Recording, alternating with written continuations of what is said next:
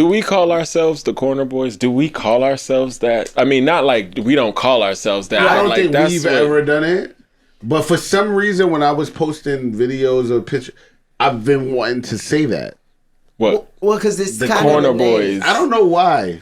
Because I guess that's kind of, or Boys of the Summer, or like what is... I like Boys of Summer. I mean, also we got Fayetteville Mafia Crew. Oh yeah, like, which none of us have ever said. Ever. It's too many. It's too many letters. I don't know if but we know what it is. We know what it is. If you say it, we know. Yeah, that's funny. So what is it? I think Corner Boys is it. Corner Boys. Corner Boys. Corner Boys is cool for. It's good for my street cred. I think Corner Boys is just what that's the name of, if I'm not mistaken, episode 3 or 4. Somebody, because Boys of Summer is number 1. Boys of Summer.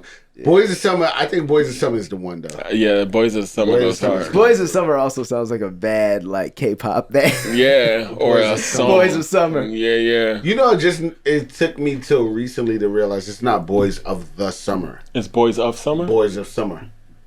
It's from a book or a movie or something. You're kidding. Yeah, it's not. That's the makes it way cheesier. So there's no the. Boys of Summer is but it came. David got the title, or whoever got the title, from something classic. Or was it like Boys of Sumer?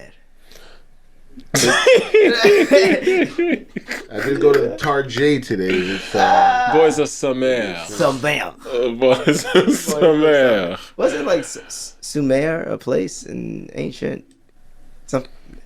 I don't know my pay grade. I'm just I don't know much, Joe. You know. Thank you for having us, though, man. Thank you. Yeah, I mean, you know, I just figured, I was like, look, it's been 20 years. Yeah. Why not? Yeah, might as well. I extended the invitation to all parties considered. Yeah. But I want to thank these two for answering. Yes, for sure. Tristan's doing a movie in Atlanta, so big ups to Tristan. That's he would have loved to be here, I'm sure. Oh yeah, for sure. He was dying. He was heartbroken when the moment came. He said, damn movie. I was gonna be with the Boys of Sumer.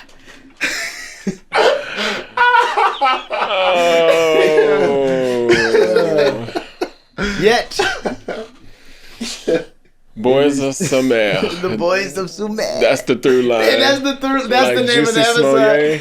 It's like Juicy Smollett. It's like Boys of Sumer. Boys of Sumer. For sure. That's good. That's good. I like that. That's fun. But yeah. Shout out to him. He shooting the movie. Everybody's asking because I just posted some pictures, just videos of us prior to shooting, and they're like, "Wait, y'all are all getting together? Where's Matt? Where's But I think people just enjoy seeing us just know each other. They don't realize that. I think I told y'all both this the other day, where I'm like, y'all, I haven't known many people on the planet longer than I've known y'all.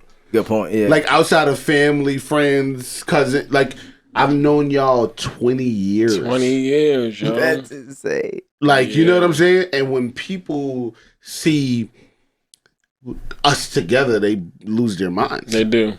They lose their minds, bro. When they just see us talking to each other, they're like, wait, y'all still cool? Yeah. Of course. Of course. Well, I mean, life, life. Life. Hollywood, life, it all gets roped. We're B2K, man. We're B2K of acting. No, right. And it's hard to bring B2K back together. No. But like so much time has passed. We've lost a lot of people. Yeah. So it's kind of impossible to really do. Yeah. Williams. Mm-hmm. Rest in peace, Mike. Yes, man. It's very surreal. Even Mr. Chu. Wow. Rest in peace, Mr. Chu. I think above all, we worked closest with him. We worked with him at the top of every script, and really, he helped push us. He helped take our like our raw talent, we all had it going on. You know, we all knew what we were doing, but he really shaped us and got us ready for the camera. He coached us. Right, yeah. He was a because good coach. if you think about it, every episode had a different director. For sure. Mm-hmm. So they were just with us 10 days out of, right? We had to show up as artists ready. You gotta show up. They're not there to talk to you about your character. Exactly. Yeah, they're not here to mold you. Yeah, they're there to talk to you about that moment. Right. But what Mr. Chu did for us, that was probably what made it all the more expensive to work with child actors, though, because you do have to obviously pay him for his time and services. It's like in addition to tutors and for different subjects. You can't and the hours, you don't get them the same amount of hours, even if you're working them more hours. You don't really. And sometimes you do, and I remember some days where they violated, and you get paid nice. You know, when they made a violation. You know what I mean? When they worked you over an hour, or they were late on a lunch, or X, Y, and Z. When they violate. When they got a push call and do all that, you be like, But Mr. Chu definitely, I think, helped all of us understand these characters. Yeah. And man, what an underrated talent.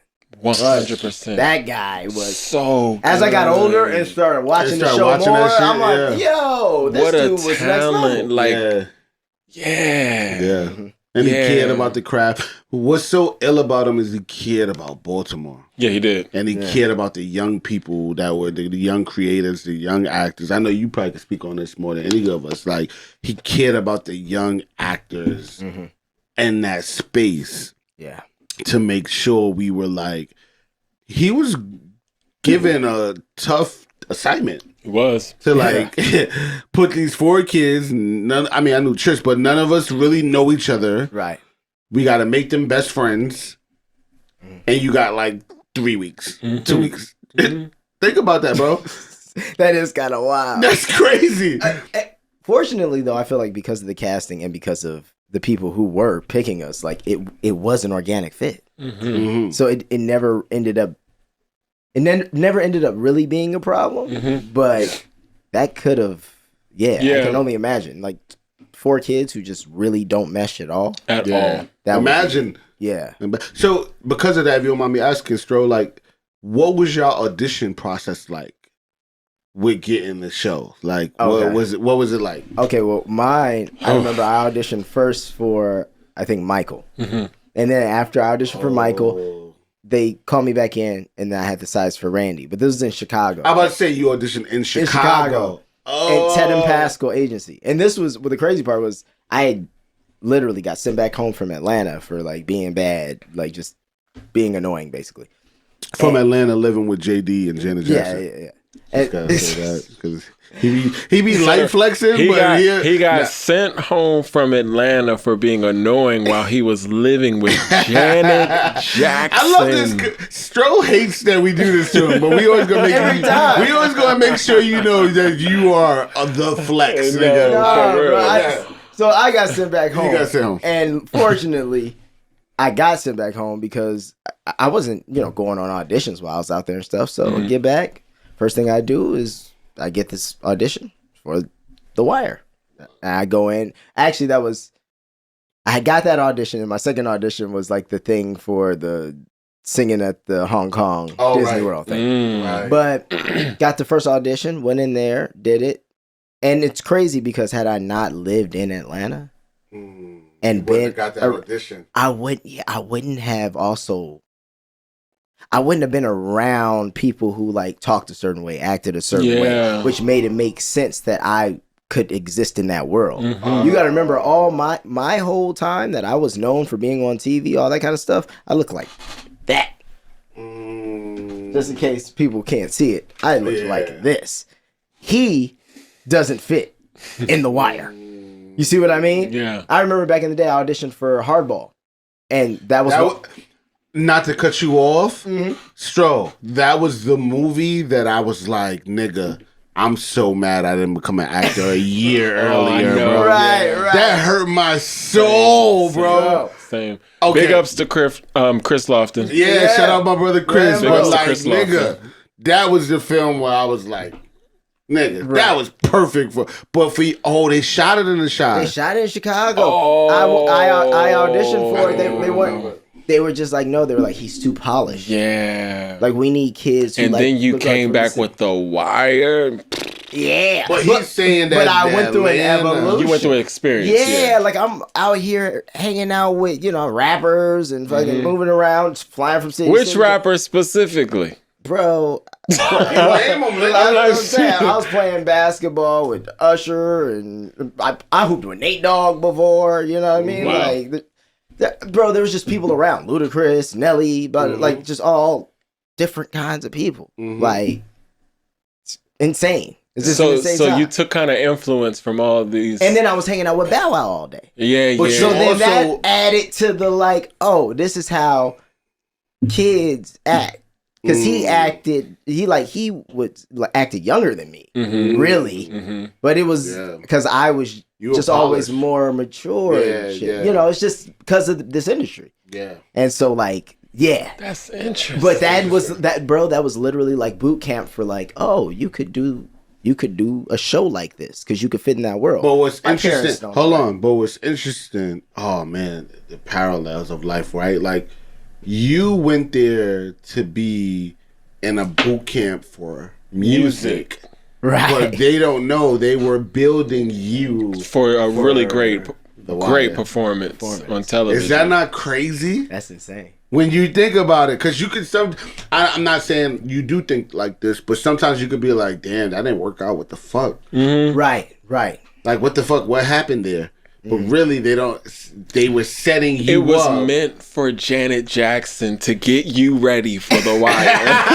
Janet Jackson got you when she was your first acting coach? Yeah. Y'all understand. You know what's the craziest part, though? I don't know if I've ever told the story on here, but I never forget. There was one time we were at the house. There was nobody at the house ever. She was in town. I was hanging out with her, and she goes... they were playing board games or something. It gets late in the night, and then she's like, "Oh, we're about to watch the show. It's The Wire." What? And I was like, "Oh, what's that?" She's like, "Oh, it's really good. So, I promise this on everything." Yeah. Jermaine calls within minutes, and he's like, "What's Maestro doing up? He got school in the morning. Tell him to go to bed. Tell him to go to bed, or I'm gonna send him home." I get on the phone, "Go to bed. I'm gonna send you home." I'm like, "Man, I want to stay out and watch it." Didn't happen. Didn't see the show. Then, I put the dots together later and was like, oh, shit. Oh, I heard of this from that, but I had no context of what it was. It wasn't like, I just need to know. She's seen it. I think she's seen it. Of course. Bro, she's seen it. Of course. Because I know for a fact she said you love Janet, too. Like, you really love her. I've known that for years. Yeah. Janet. He is a Janet Jackson stan. Yeah, Janet knows you, my nigga. Crazy, wouldn't it? Janet knows you. Yeah. That's crazy. She's so like, you were never dirty to me. Wait, so stay with it. So, because you know how we do, we can go into 70 different stories. So, you get the call for The Wire. Right. Oh, shit. So I get the call, Michael, they call me back in. And they say, oh, we want you to go out for Randy. Mm-hmm. Get sides, read it. That was that. Left. Ended up flying out to Hong Kong to do the thing. But right before I left, they were like, hey, they're interested. They might want him to test or something, so just be prepared. I'm out in Hong Kong, and I'll never forget, my dad was texting. Or not texting, I'm lying. He was calling consistently in that era. He was calling my attorney back and forth because my attorney was calling him like, hey, he did my first TV show when I was on UPN. Mm-hmm. When I Guys like us when I was making money, for real money. Yeah. So he was like, this is HBO. Yeah. This is no, you don't know. This is ridiculous what they're offering. The favorite nation. No, he's had his own series. It doesn't make sense. But it's like, nah, this is a good opportunity. Let's keep going at it, blah, blah, blah. Then they got a call from somewhere else. And it was basically like, hey, you need to take your attorney off of this because they're just going to move on. Because if you don't, we're just going to move on. And so we took him off of it. It was, the deal. Favorite Big nations. ups to Floyd. Yeah. No, once again, he knows. Has to know what's up. know when to stand up on this. You know what I mean? I ain't going. Like, so he was like, all right, did that. Then we worked it with my agent at the time, Mickey Grossman, who passed. Rest in peace. And and then that's how I got in. But I was hitting my dad consistently because BlackBerry Messenger. So I was texting my dad, but I was texting my dad like, "Hey," in Hong Kong, like, "Hey, what's going on? Like, is the show going about?" And my dad's going through hell. Like, he's not sleeping. He's not, but he's like trying not to hit me back, like, you know, because he's like, you know, a lot of decisions for him to make that doesn't really. I think he chose. Oh, he chose. I have a very similar story, but I want to hear from you first. That's crazy. Yeah. Wait, well, how did you find out that you got it? Oh, so then after that, I flew. Yeah, sorry. So then after that, when I got back, they flew me in, and then they did like a little pseudo screen test at the production office. And they told you there? Yeah, no, I did the lines, I did the thing, I left. I think I knew that night or the next day. Yeah. What about you, man? What was your process like? So I was doing a lot of theater. I had a manager, Linda Townsend Management, Maryland. Got a call for this show. I've auditioned for TV shows before. Hacks. Got beat out by Julito. You did? Yeah, for one of them. Yeah, I got for sure. For real? Yeah, for sure. I never knew that. Yeah, for sure. For one hilarious. of them. That's for one of them. crazy. And like for Cold Case. Yeah. Okay. So I've auditioned for TV shows before. I know how it goes. I had never booked, but I knew how it went. Mm-hmm. So they're like, HBO, this mature show. Never heard of it. My brother loves the show, so I really tried hard. Auditioned for Michael. Call back. Shit. They kind of I auditioned for Michael first. With Pat Moran in Baltimore, my audition process was very extensive, but I think it's because I didn't have the any background. Yeah. When you say extensive, what do you mean? I auditioned for Michael. I auditioned for Randy. I auditioned for. I auditioned for Donut and no. I auditioned for Michael. I auditioned for Randy, and then I auditioned for Dookie. But I had just gotten Dookie right before the screen test. Oh. So I was auditioning for Randy for a bit. Wow, that's crazy. For a bit. I was auditioning for Randy, and then it kind of switched. And they're like, okay, no, this. And I'm like, okay, I guess I'll do it. Bro, that's a whole different character. Do you want me to... something just hit me. What? Them niggas are psychological, bro. Yeah, I guess you're right. Them niggas are psychological. Bro. Yeah. They put you in a space where you was just like, fuck it. Or depleted. Yeah, for sure. Or... Yeah. It's like, okay, I guess. The character they probably really wanted you for. And when you went in there, you probably was like, fuck it. Mm-hmm. And that is what... Damn, that's true. That's what was needed for... Bro, I gotta be, bro. That's crazy. Bro. I didn't audition for... I auditioned for Dookie maybe twice. Like, I did the thing and did the thing. That was it. It was like, boom, boom. Yeah, it was quick. Then I found out. But my audition process was about 8 months. What? Word? Yeah, like 6 months. Like, call back. Didn't hear for months. Then call. That's wild. What? Didn't hear for months. I never knew that. This is my first time ever. Yeah, that's why when y'all like, yeah, we were offered. I'm like, man, maybe, you know what's weird too? Maybe it's also like, I see something in them. I just don't know what it is yet. You sometimes got to figure it out. Yeah, I don't know. I was auditioning for a while. That's wild. Man, that's a lot of. I'm like, everybody was they called me back again. I'm like, that's still going on. I'm like, they're still doing it. Everybody was just putting you through psychological. Yeah, it was like, you might have the job, but we got these 3 other people. It was quite liberating. For me, I just never forget. It's probably my first time saying this story out loud, but like, I went to an audition for something else. And they had a questionnaire at the audition for some reason. No idea why. And it was like, one of the answers was, what's your favorite TV show? And at that point, I didn't watch TV, like, besides 106 in Park. It was like, I didn't watch fucking TV. And my mom's like, put The Wire. And I was like, what's The Wire? And she's like, don't worry. But like, This is what my mother said. She said, if they ever have kids on this show, it's going to be amazing. That's what my mother said for a different audition, different time. And then a week later, I get the call for the Y audition. Is that not crazy? Moms be knowing though. It's a spiritual thing. It's a spiritual intuition. Like she got the download before you got the download. She's like, something hold on. was embedded in. Yeah, bro. they just because there's things my mom has said that like didn't make any sense. And then bro. like as you get older, you're like, damn, that kind of made some sense. Yeah, I see what angle what approach she was taking at this point. Absolutely. And I think what was for me, so I get the audition. I think what helped me is that I didn't give a fuck. Right. I didn't care at all. At that point in my life, it was just like, I don't give a fuck. I don't really care to be an actor. I actually don't like acting because it takes me away from all my friends. It takes me away from all my people. It alienates me. So now it's like, oh, Julito, he's bigger than all of us. We don't... You know what I'm saying? It was like, so when I went in, I'll never forget, I went in that audition, I was just like, it was for naming. I was like, I'm going to just do what I do.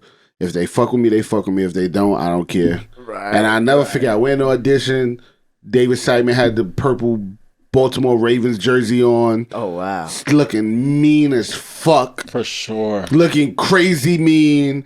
Nina Noble's there. For sure. They're just like, they're stoic. They're stern. I went in there like, I don't give a fuck about what. I was like rebellious at that time. And I think it helped. And that is who Naming is. It helped me. Yeah. Because in those first 3 episodes of The Wire, Naming is like, he don't care. He gonna say what he wants. Right. And I went in there and I was just like, fuck it, let's do it. And I did the lines, and I didn't get a call back until they said, "Come to the studio and come to Baltimore and meet these other kids." Damn, that's wild. Yeah, and I didn't know what the fuck was going on. I was just like, "Fuck it," I didn't know The Wire. It wasn't like if it was this age and it was Power, and I was like, "Oh shit!" Exactly. Yeah. It was like we were all too young to watch it. I didn't know what the fuck the Wire was. We were all was. too young to watch it. And there wasn't this kind of like promotion, and it was not one of those shows they did all. It wasn't The Sopranos. I didn't see a poster. Me either. I didn't see anything. But my mother, because she watched TV. My brother, because he watched. Like you those who knew. If you knew, you knew. Television, you knew that was the show. Yeah, right. You was like, knew that nah, was the show. This is something you need. It's good.